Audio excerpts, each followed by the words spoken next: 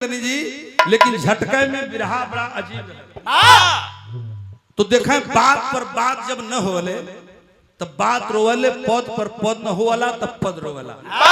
यही तरह से शांति बना करके बहुत देर तक उधर आप शांति बनाए हैं, बैठे रहे हैं, सम्मान करना चाहिए। लेकिन बहुत झटका में एगो ऐसा बिरहा सुनाई कोनो चैलेंज त नवा, लेकिन सुन करके जाएंगे तो आपके अंदर भी एक बात कल तक परसों तक नरसों तक जबले भी बिरहा होश रही तौले तो हम लोगों के खोजी कि आचार्य जी का गा के गईला तनी समर बात सुनिया लो। एगो बड़ा चमत्कारी बिरहा हम सुनाओ, तनी 10-15 मिनट का समय ले खाली बिरहा तनी से स्वर बना के दे। मजबूरी ई बात कि बिरहा भी अच्छी हो नहीं हो, भाई यूट्यूबर साथी बैठल हो इन खातिर हो जाले दिक्कत, रोज एक गवाही तो हो जाए दिक्कत। एक बिरहा का प्रसंग मैं देने जा रहा हूं। अभी भी सुमित्रा नंदिनी जी ने छोड़ा है जहां ब्रह्मा जी के दुई बिटिया और बेटवा बतौलिन, जिस पर भगवान विश्वकर्मा की कृपा हुई और वह जाकर के कहां तक कहां छुई। आज मैं आपको शांति पूर्वक बैठेंगे बिरहे को संकेत करते हुए जरा सा स्वर बना के आओ इंग्लिश तक। मेरी पहली ही लाइन से बिरहा की शुरुआत हो गया।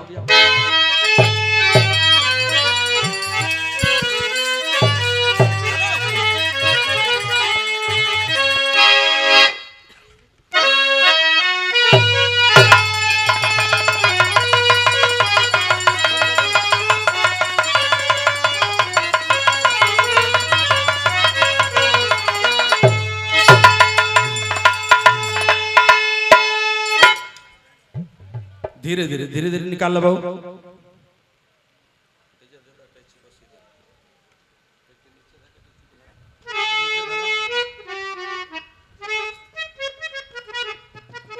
आवा चलो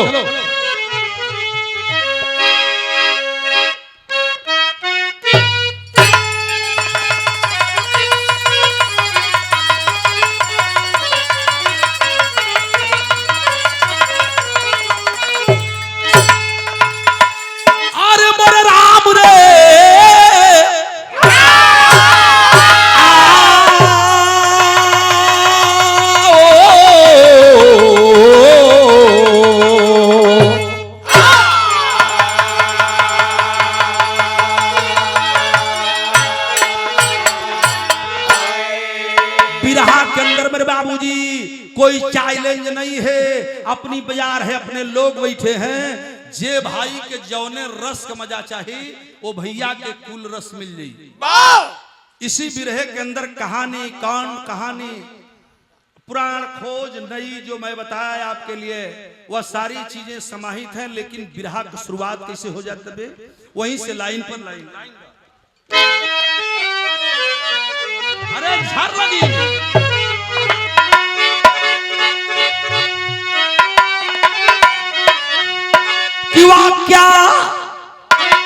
वाक्या एक सुने सरकार सजलवा ब्रह्मा के दरबार, हाथ में गजरा लेके बोले खेवनहार।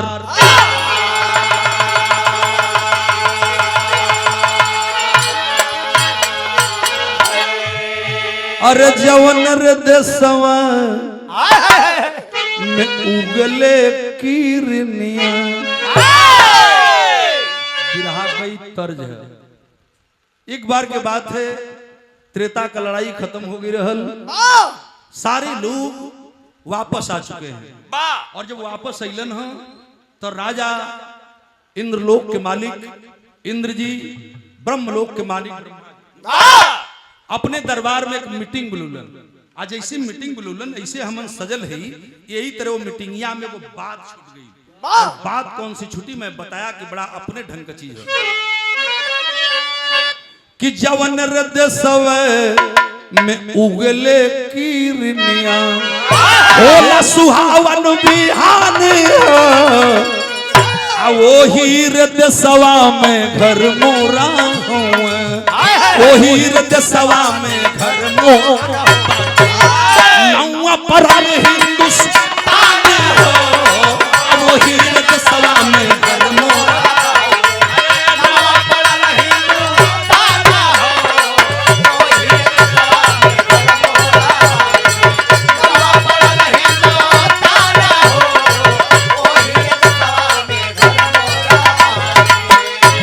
जी ब्रह्मा के दरबार में सारे देवताओं की मीटिंग बुलाई गई और उस मीटिंग में ब्रह्मा ने एक बात कह दिया कि बोले हैं ब्रह्मा सुने देवतनवा, बोले हैं ब्रह्मा सुने देवतनवा, अथवा लिए स्वर्ण हार हो, बोले हैं ब्रह्मा सुने देवतनवा, अथवा लिए स्वर्ण हार हो।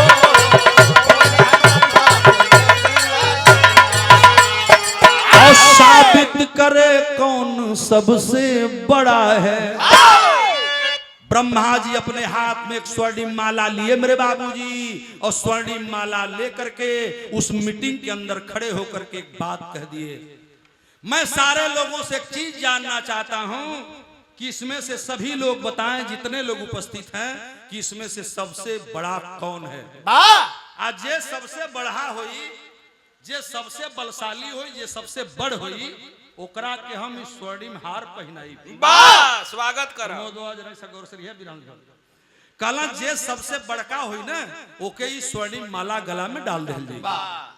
सब अपन अपन हमारी में पड़ जा, हमारी में पड़ जा। कौन सबसे बड़ा है सवाल हो गया है। और जब सवाल भल तब भाव कितना सुंदर है कि साबित करे कौन सबसे बड़ा है, साबित करे कौन सबसे बड़ा है, तालू गले सुली हारी हो, साबित करे कौन सबसे बड़ा है, तालू गले सुली हारी हो, साबित करे कौन सबसे बड़ा है। जो साबित कर दे कि आज की इस दुनिया में सबसे बड़ा मैं ही हूँ, वही के गरवा में ही हम स्वर्णिम हरवा डाल दें। सम्मान करो, सम्मान करेंगे। जब ब्रह्मा जी बात कहलन ना, तो सबकर मूड़ी अब लपक आगे जात बा कि हमारी में पड़ जा, कि हम बढ़े हमारी में पड़ जा। आज जब पढ़े का बारी आई तो कोई खड़ा न होत बा, सबसे पहले एक आदमी चला, और आदमी नहीं जिसको हम लोग माँ कहते हैं। सर का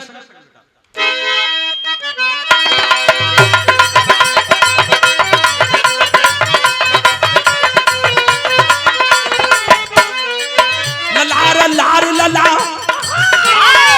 ललार लार ललरिया ललार लर लाला ललार लार दनरिया ननार नर नारा दनार नार नरिया ननार नर नारा।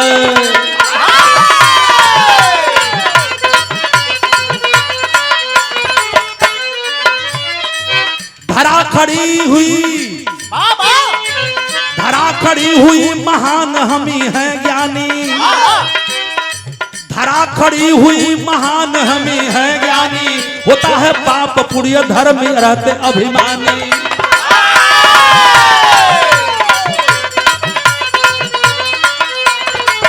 कर्म कुकर्म बलात्कार सभी सहती हूँ, कर्म कुकर्म बलात्कार सभी सहती हूँ, फिर भी सर्व जीव जंतु रक्षा करती हूँ।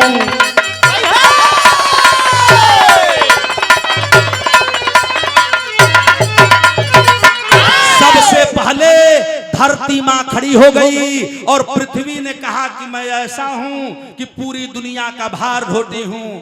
पाप पुण्य चोरी हत्या बलात्कार सब मेरे ऊपर होता है, फिर भी मैं मनुष्य को अन्न देती हूँ, जल देती हूँ, और मनुष्य के साथ साथ जीव जंतु की रक्षा करती हूँ। तो सबसे बड़ी आ रही तो हमें लोग थे मलबा हम डाल दा। ब्रह्मा जी थोड़ी देर सोचा लगला, कहला कि धरती तो ठीक है कहते सगरी काम यह कर ली, पाप पुण्य सब नहीं को होला, यही पर लोग खा लाया, यही पर होला, सब कुछ मने कुल होला। धरती बर्दाश्त करके और लियावाई सबसे बड़की ही नहीं कि मलबा हम डाल दी। आज जब माला लेकर के पृथ्वी की तरफ बढ़ने लगे कि गले में स्वर्णिम हार डाल दूं, तो जब पृथ्वी की तरफ बढ़लन है आ तौले दूसर का वही बगल से एक आदमी खड़ा हो गई, कहला खबरदार रुक जा ब्रह्मा। अब खड़ा के भाई गीत वही लगल, पहलवा जब बिरहा लगा तो टेक भी लिखा जैसे हम गावत हैं कि मुझसे बड़ा है ना कोई जहां में, मुझसे बड़ा है ना कोई जहां में, डाला गले हमारे हार हो, मुझसे बड़ा है ना कोई जहां में,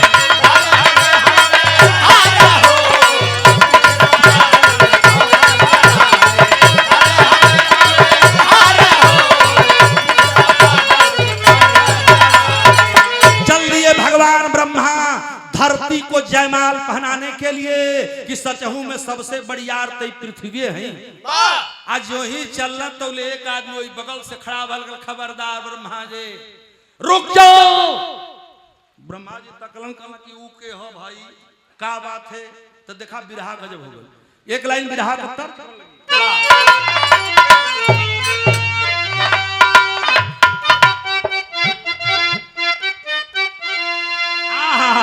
यह गीत गा नंदनी जी ध्यान रहा, बात न हो यहाँ सुना। कोठा ऊपर कोठरी बरैया का दुकान, बिरहा सुनले भैया, अब देखा ही है बिरहा का मजा।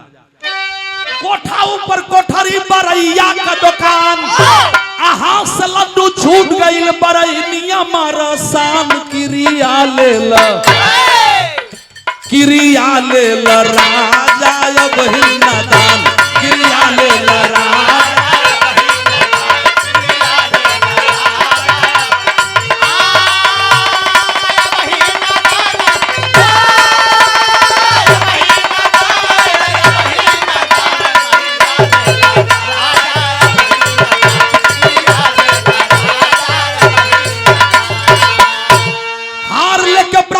पड़े हैं श्रीमान तवले शेष नाग भैन सिनवा के तान, बात मान हमार ढोई सिरवा पर भार, मान हमार ढोई सिरवा पर भार, बात मान हमार ढोई।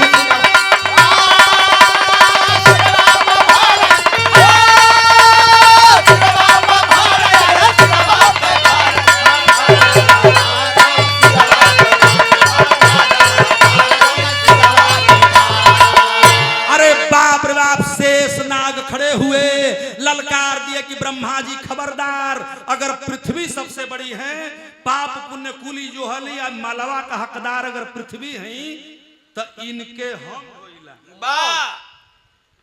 लोग कहते हैं कि शेष नाग के फन पर यह पृथ्वी टिकी हुई। तो शेष नाग कहला कि इनके हम ढोइला मालवा ले पृथ्वी वही जाके कुर के बैठ गई।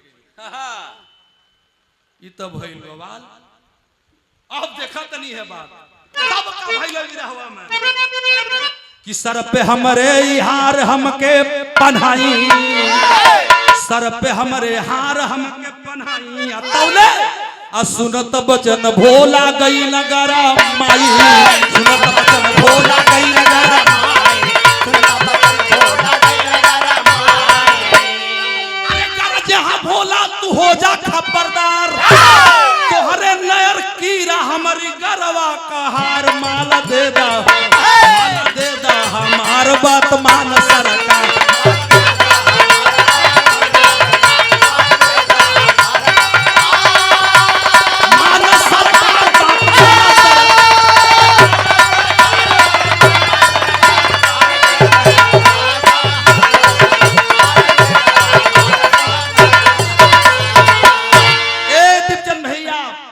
भगवान शेषनाग खड़े हुए थे, कहला कि पृथ्वी के हम ढोइला माला हमके चाहिए। जब शेषनाग खड़ा भइला तब गरज पड़े भगवान भोलेनाथ, ब्रह्मा जी खबरदार रुक जाइए, यह माला शेषनाग को नहीं बे, शेषनाग बड़का वीर बनत हुआ तो शेषनाग खुटे गठियाल तोहरी नियर कई हजार कीड़ा हम गरवा में लपेट के चलीला।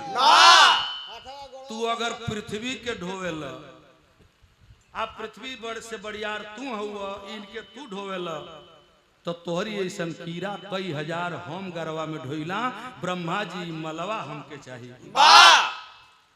फंस गए ना ब्रह्मा जी, कहलन कि हो ठीक है कहत हूं। भगवान भोलेनाथ की ओर बढ़ना ब्रह्मा आ कहलन कि मलवा तई नहीं के पहनावे के चाहिए। अब लेके जब भोला की ओर चलन तो भगवान भोलेनाथ के जब चढ़ावे खातिर माला चलना है पंचो, तो बिरहा का गीत बन गया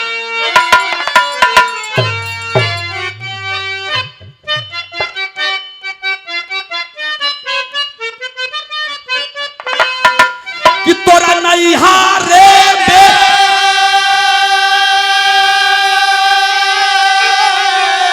तोरा नहीं हारे में तू गोई यार बारे तोरा सके ना जइबो।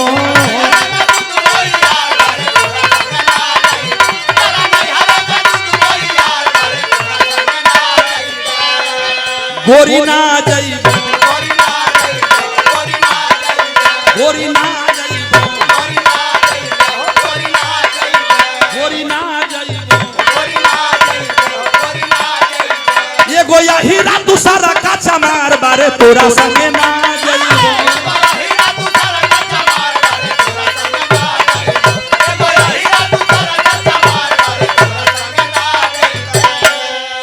चल दिए भगवान भोलेनाथ कहला कि शेष नाग बैठ जा तोहरी नियर कई हजार कीड़ा हमारी नटैया में लपेटल बा ए पंचो शेष नाग के मार दहल लकवा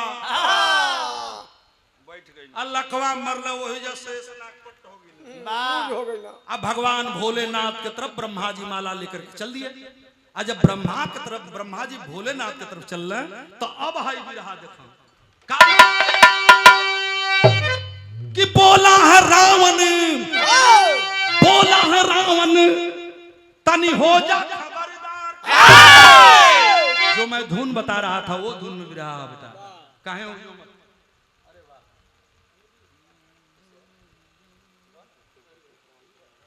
हमारे प्यारे मित्र परम आदरणीय रमाकांत चौरसिया रामपुर बलौली रामपुर जो नया थाना बना है वो हमारा थाना हो गया है हमारो घर अब वही में पड़ जाता तो भाई को सम्मान आए हैं हार्दिक चरणस्पर्श नमस्ते प्रणाम सलाम नमो बुद्धाय जय भीम का भाई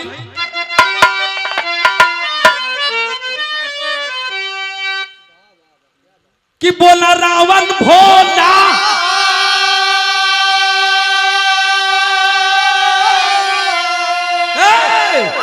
बोला रावण भोला हो जा खबरदार हो उठाए के पहाड़ चलनी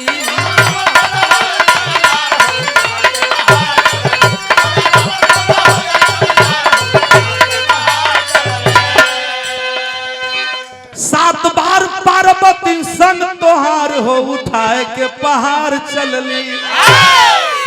भगवान भोला अगर तू दुनिया का सबसे बड़का हुआ पृथ्वी इनके ढोवेली अरे पृथ्वी के शेषनाग ढोवेला शेषनाग के तू ढोवेला तो सुन दुनिया से बड़का तू ना हुआ एक बार नहीं 7 बार पूरे कैलाश पर्वत को मैंने हाथ पर उठा करके तोहरा घर दुआर पार्वती या कीड़ा बिच्छू गोजर जितना तोहरी लगा सबके हम लेके लंका में गई रहली 7 बेर उठौले हैं तो के लेके लंका में गई तू कैसे बड़का हुआ बड़का हम हैं।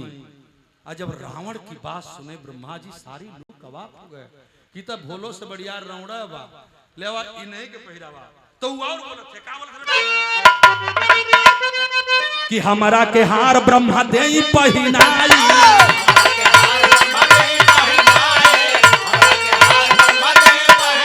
भैया तबले सुनत बजात सुनत बात ओ हर बाली गई आई सुनत बात ओ हर बाली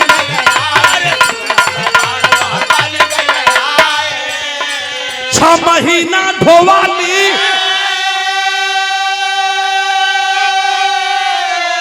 रावण जब चले मेरे बाबूजी रावण को ही ब्रह्मा जी ने कहा कि यही बड़े हैं इन्हीं को भार दे दिया जाए। आज जो ही रावण की ओर बढ़ला कहला भगवान खबरदार ए रावण तू है रावण हुआ। एक आदमी खड़ा हो गई रामायण बतावेला ओकर नाम रहल बाली आ कहला तू है रावण हो ना भुला गइल कि 6 महीना ढोवाली होश करा 6 महीना ढोली कखिया मझार हो उठा के पहाड़ चलनी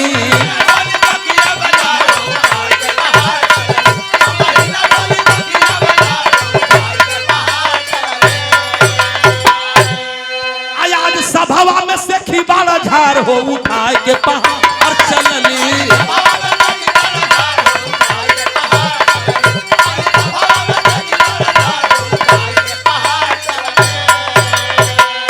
अरे रावण अगर आप बहुत बड़े हो बलशाली हो तो मैं बाली बोल रहा हूँ।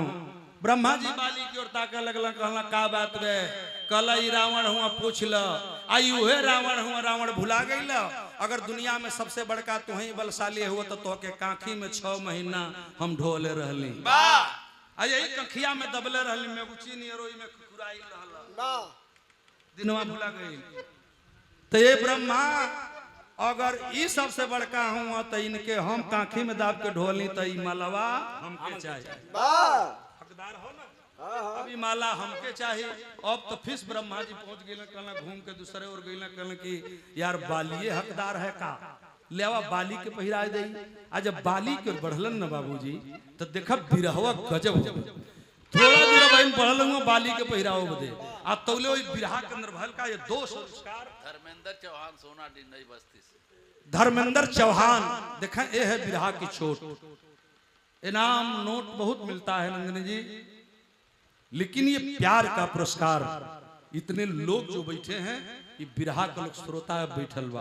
कुछ लोग आवल ना खाली मुंह देख खातिर, कुछ लोग यहाँ पैसा दे के ना बोला कि चला हम चल ले, लेकिन जो सुनने के लिए आता है वो बिरहियों के लिए आता है। बिरहा में मेहनत हो रही है, कैसेट न बजत बा।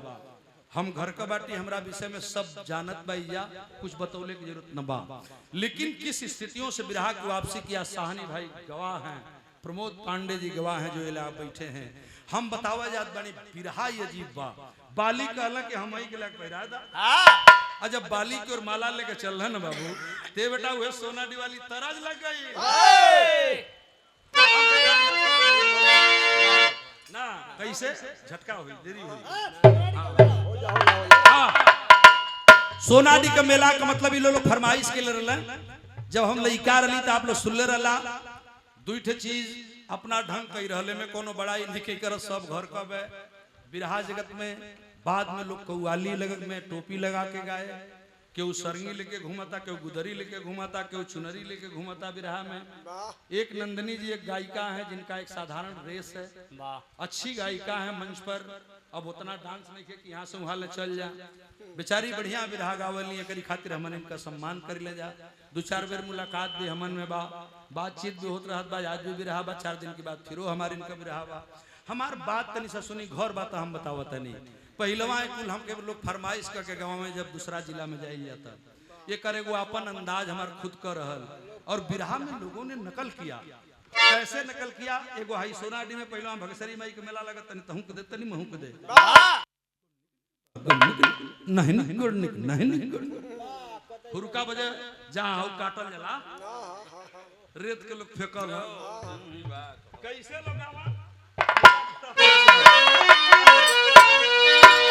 उस स्वर लोग ले।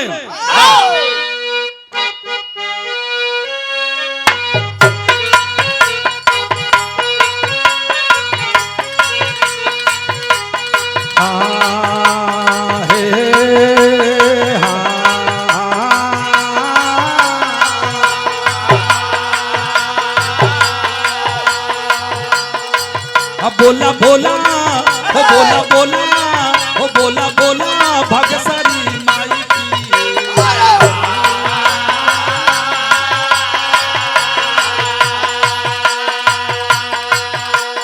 हे अरे तक कितनी बेरिया के करा के सुमी,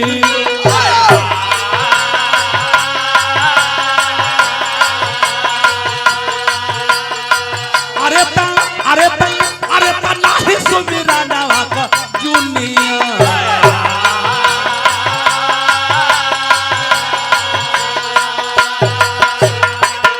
जैसे गवैया सुमिरन करला वही तरह बिरहवा वाले जैसे सुमिरन करला वही तरह मृदंगवा वाले भी सुमिरन करला। अब मृदंग वाले सूर्य सुमिरन करी है तो वही में गई है, कांस करा ही लोग शंकर कि गोरिया तगोरिया तगोरिया निहुरी निहुरी अंगनरे बहू,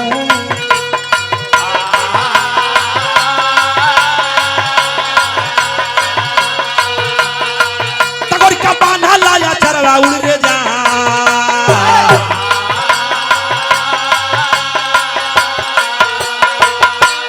भैया गवाह हमारे धर्मराज भैया गवाह हूँ, वो समय गवाह है, अब तक कुल खत्म हो गल बा, अब दूसरा कुछ चलत बा।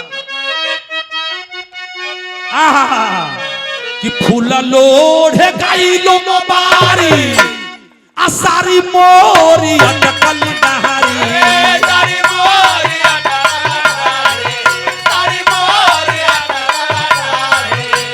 मोरी अटकल डहारी, सारी मोरी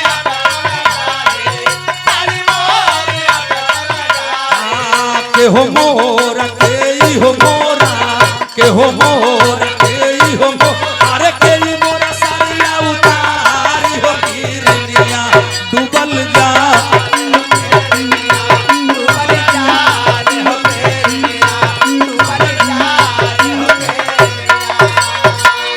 एकर जवाब लोग गावा बाबू कि सुनबा तू सुनाबा हो रहिया ले बटोहिया रहिया ले बटोहिया हो रहिया ले बटोहिया तनी दे बतानी हो देवा तनी दे बतानी हो अरे तनी दे बतगावा उतारी हो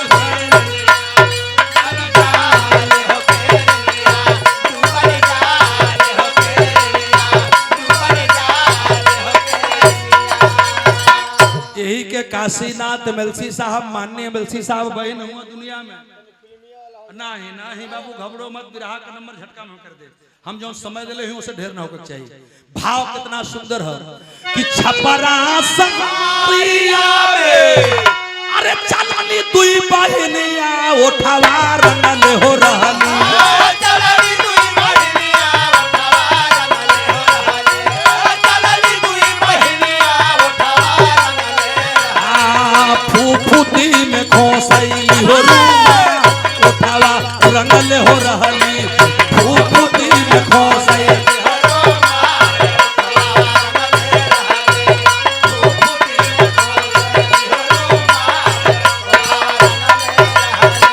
हथवा में हारा लिहले ब्रह्मा वही छनवा मलवा के पहिराई वही छनवा गजरा के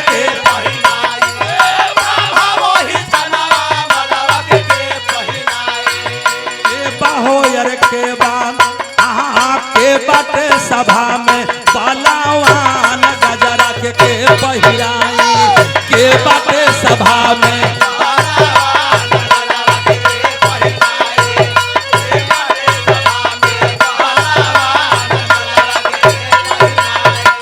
गरज पड़ा बाली खबरदार रावण तुम वही रावण हो ना जेके हम 6 महीना काखी में दबले रहले ऐ ब्रह्मा माला हमको दीजिए मैं सबसे बड़ा हूँ अब सब ठकुआ गए कि सबसे बढ़िया तई बाली लौकत बे आ तौले आय तौले के आ गए तनी हाई देखा कि तौले श्री राम आई गई न समानावा श्री राम आई गई न समानावा श्री राम आई गई न समानावा रावण औरी बाली जी का मरली मोजानावा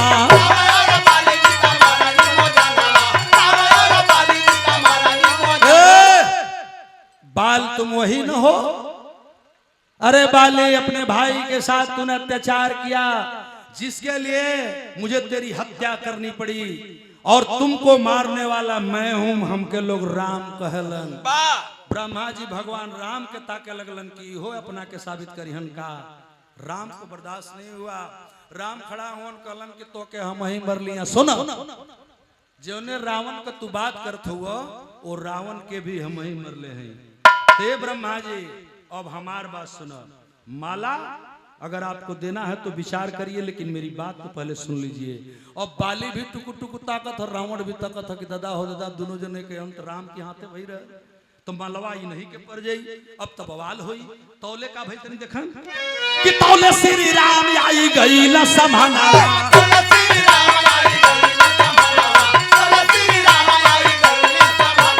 रावण औरी बाली दुर्ग मरली मोजाना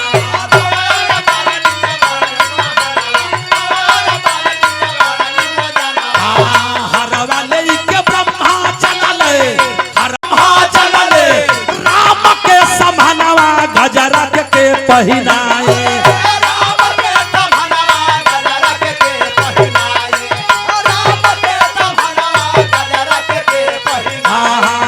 तवले गरजतिया गईल हनुमान गजरा के पहिना तवले गरजतिया गईल हनुमान गजरा के तवले गरजता गईल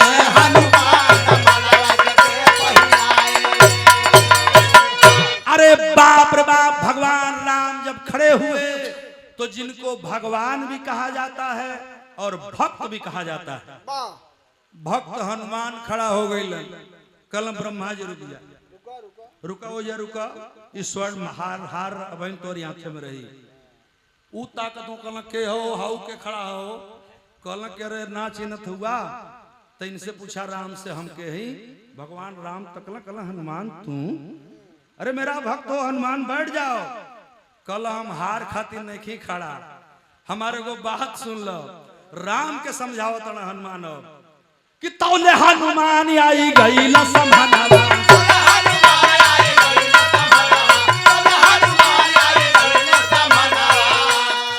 भैया हो कल भगवान राम जरा सा मेरी बात तो सुन लो, और आवाज देते हैं कि हम ही बचौली यही रावण से परमा,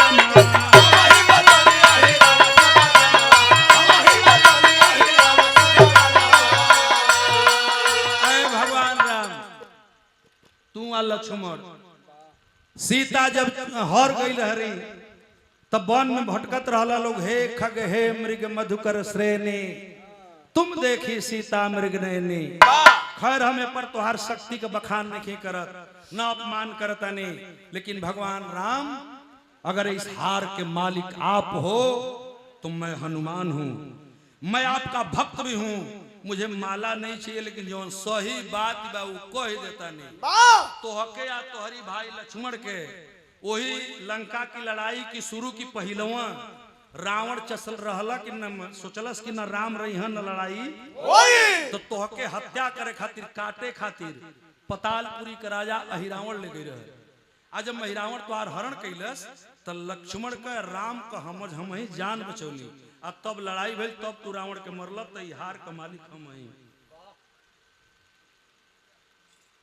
हो गल। बाबा हनुमान जी के बात सुन के भैया पंचो विरासर वाले पंच गोसाई भगवान राम के वही जल लकवा मरल, कहा दादा हमरे भक्त हम ही के फेर में डाल दहल, अब वही जब भगवान राम की कुरना हरिंदर अब तुरंत बैठ गई, कहला कि अब तक ठीक है बा भैया हमरे भक्त का करी, लेकिन हमार प्राण बचौले है, तू ही बलवान हो। ब्रह्मा जी हार लेकर के हनुमान के तरफ चल दिए, अये बिरहा सुने वाले हमारे पंच गोसाई जब हनुमान के सोचना कि ले आवई नहीं के मलवा पहिरा दे, है सबसे बड़का बाणा आ तवले का भइल तनी अब हाई देखो कि तवले मकर ध्वज वही गईला संभालवा,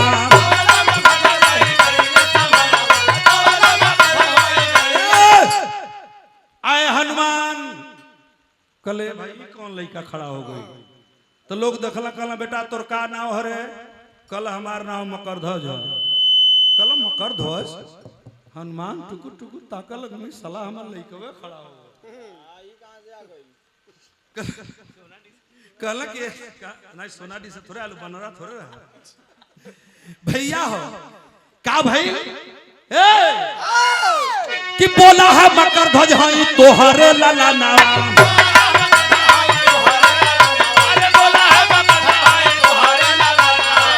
सुना हनुमान जहाँ का बात करत हुआ ना, हम तोहार लड़का हैं कहे के ना चाहिए, लेकिन साहनी जी धर्मराज भैया कहला सुलैकवा कि सुना बोला है मकर ध्वज हई तोहरे लाला नाम, हम ही बचौली यही रावण से परा,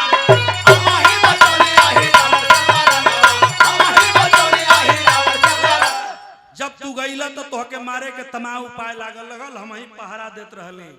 आ सुनो जब तोहके लड़ाई में जब तू हारे लगल, हम तोहार गर्दन काटे चलने, तो जब हम अपनी बाप हनुमान का नाम लेहली तो तू हमार परिचय पूछे लगल, तो हम जब बतौली कि हम मकर ध्वज हैं, हनुमान जी लंका जला कर आए मैल से, लोग बतावे ना, मैं नहीं बता रहा हूँ, हिंदू धर्म के लोग बताते हैं कि वो मैल को धोई और जब सागर में धोला तो मैलिया निकलल, तो मकर ध्वज के अरे हनुमान का मैलिया वो मछली घोट गई, और उस मछली को ला करके मल्लाह जब चीरता है तो ही मकर ध्वज का जन्म हुई।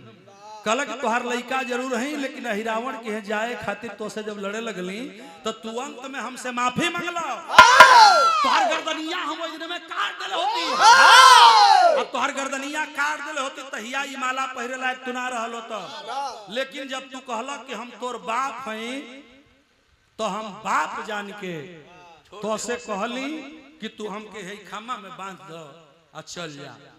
तो तू हमारी कहले पर हमके खम्मा में बंधल आ तब गइल त राम के बचाओ चाहे हनुमान के बचाओ।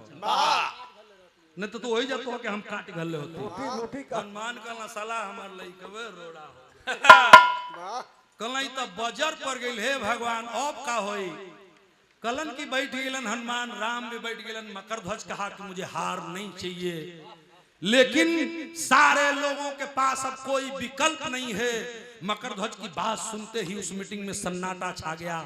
आज जब सन्नाटा छा गई ते बाबू उसी मीटिंगिया में वो देवता बैठा रहलन जेकर बतिया होत पे जौना खातिर माननी सोहनी जी 40 बरस से यहाँ तपस्या कराते हैं, हर कलाकारों को बुलाकर आपका मनोरंजन करते हैं, मेहनत करते हैं बेचारे। आखिर उस दरबार में सबसे बाद में एक आदमी खड़ा हुआ और वह आदमी का जवाब क्या था जरा सा देखा। बिरहा का आखिरी गीत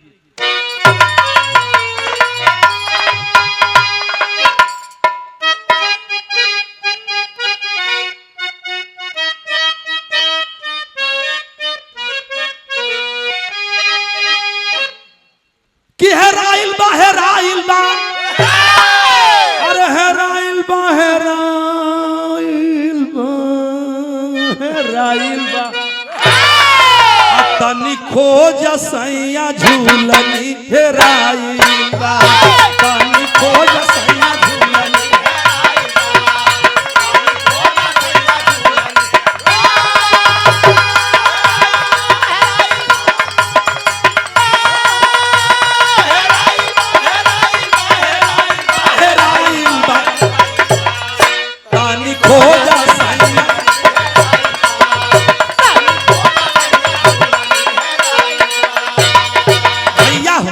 हम बतौली की बिरहा के आखिरी गीत है और समापन की तरफ जरा सा गौर करेंगे।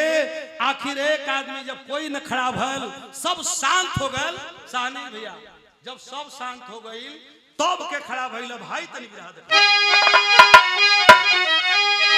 कि आइल बा हो आइल बा पंचो आइल बा हो आइल बा हे आइल बा पारी बाबा विश्वकर्मा जी के आई विश्वकर्मा जी के आई।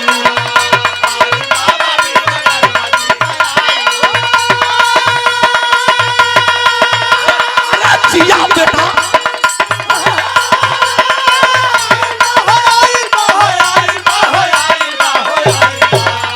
पारी बाबा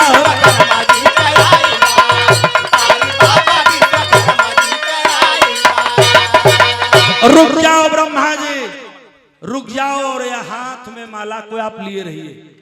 कल के है सरकार खड़ा हुआ तो लोग देखा लगल के सृष्टि के रचयिता भगवान विश्वकर्मा हुआ तो के नहीं खे मालूम। भगवान विश्वकर्मा कहे कि मुझे माला नहीं चाहिए, लेकिन ए ब्रह्मा अब सुनो हम बतावे जाता नहीं है सब बड़का बनता ना 2 मिनट हमारी बात के तनी दिमाग से सुनब सबे। पहले इशारा कैला ब्रह्मा के तरफ कि विश्वकर्मा बोले हार हाथ में जवारा ला विश्वकर्मा बोले हार हाथ में।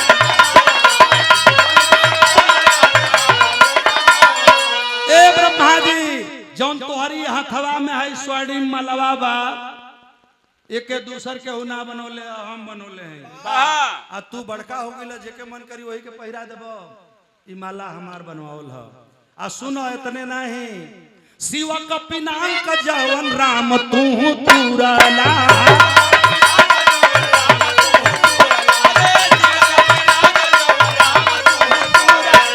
आए भगवान राम राजा जनक के यज्ञ में स्वयंवर में आपने जिस पिनाक को तोड़ा था धनुष को, वह धनुष भी मैंने ही बनाया था। कहे हनुमान तुहार कहे हनुमान तुहार अरे मतिया मराइल बा हो आइल बा पारी बाबा विश्वकर्मा जी के आई पारी बाबा विश्वकर्मा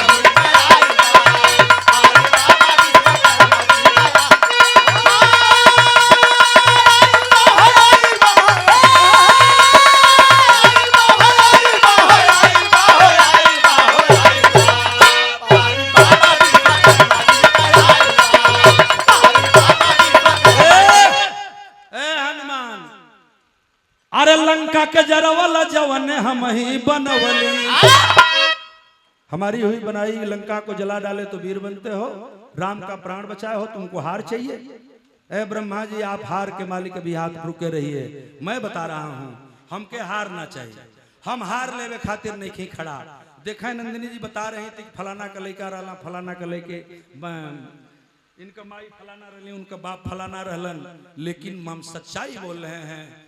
विश्वकर्मा पुराण उठा करके पढ़ लीजिएगा, न तो कहीं भगवान विश्वकर्मा का रहने का स्थान मिलता है, न तो कहीं भगवान विश्वकर्मा की सच्चाई है, उनका परिचय मिलता है। बल्कि सच्चाई यही है कि जब सृष्टि की रचना हो गई तो जब जब जिस जिस चीज की जरूरत धरती पर पड़ी वह चीज भगवान विश्वकर्मा ने ही बना करके दिया।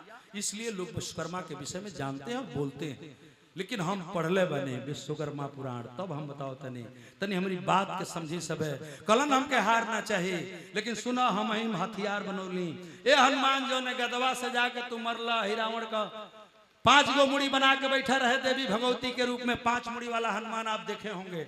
अब ये सुनो, आप कहीं न कहीं फोटो देख ले जौन में 5 गो मुड़ी दिखावल जले, तो पंचमुखी हनुमान के रूप में वही यही रावण के दरबार में हनुमान जी बैठा रहला, उहे 5 गो मुड़िया आज भी हनुमान के फोटोआ में लौकल है। बतिया बिगड़ जाई, इससे हमार बिरहवा बिगड़ जाई। तनी सब बात के समझी, विश्वकर्मा जी समझावत हो हनुमान के काहे घबरा गइला, हम ही गदवा बनोले रहले आ तब पोल खोला ताड़न का खोलना है कि लंका जौन बनवली जाके तू ही रावण बली वाला बाण हम ही सवरला, रावण बली वाला बाण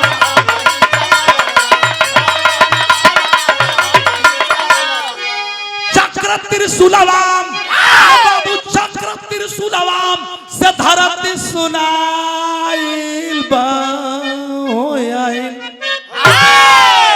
मैंने बहुत कुछ रखा, चक्र त्रिशूल पिनांग बनाया, दुनिया का अस्त्र शस्त्र हथियार बनाया, और जितना अहिरावण रावण की लड़ाई में हथियार प्रयोग हुए उसका रचयिता ये भगवान विश्वकर्मा बोल रहा है।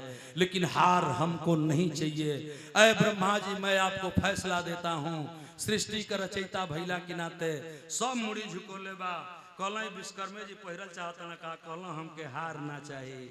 वो हार खातिर ब्रह्मा जी एगो बात तू कहला, वो कहलन कि हमार बात माना। वही भगवान विश्वकर्मा फाइनली जवाब देते हैं। आखिरी लाइन में लिखा गया कि चढ़ी के विमान भगवान जवन आइला,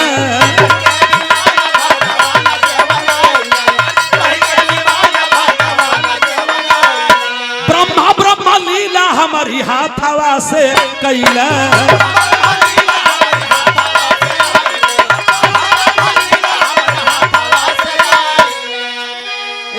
विश्वकर्मा जी जवाब दिला ब्रह्मा जी इस हार के इस स्वर्णमाला के आप मालिक हैं। तो कहला कि हम तब का करो। अब देखिए हमारे आखिरी लाइन बतौलिए भी रहा कहला कि तब हम का करें। कहला कि इसको ले जाइए अपने सिंहासन के ऊपर जो खूंटियां बनी हैं उस खूंटी में इस हार को गाड़ दीजिए, वहीं ले जाकर के टांग दीजिए। कहला कोई खुटिया पर टांग दें, खुटिया पर टांग अब यही तरह रही। कहला कि ये मेरा बनाया स्वर्णिम हार है, किसी के गले में नहीं पड़ेगा, ले जाओ खुटिया पर टांग दो। आज जब खुटिया पर टांग देला ब्रह्मा जी बाबू सब टुकुर ताके लगल। और मैं बिरहा में प्रमाण में एक देने जा रहा हूँ कि गुरु दिन मोहम्मद गई लगावत भजनिया, आचार्य गौरी शंकर का लागल बा लगनिया। कहे गौरी शंकर हार, कहे गौरी शंकर हार, ये पंचोया बहिले धराइल बा होयाइल बा। पारी बाबा विश्वकर्मा जी के आइल बा, पारी बाबा विश्वकर्मा जी के आइल बा।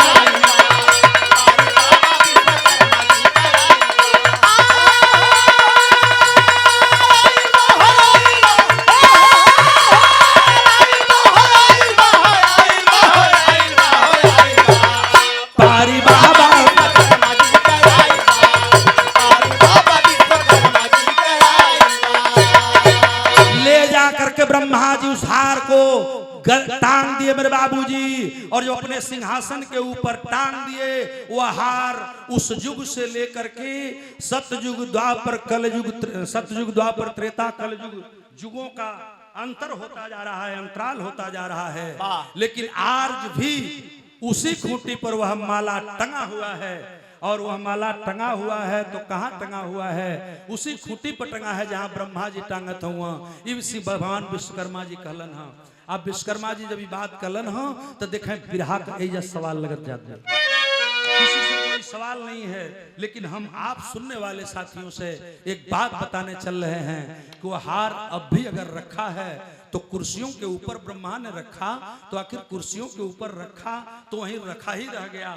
किसी कोई कभी नहीं बताया, कोई राइटर नहीं बताया, किसी पुराण में भी नहीं लिखा है, किसी वेद शास्त्री का जानकार भी नहीं बताया, लेकिन आज भी वह हार पड़ा हुआ है। यही बिरहा का हमारा खात्मा कि गुरु दिल मोहम्मद गईल गावत भजनिया, कभी गया लाल जगलू लागल बा लगनिया।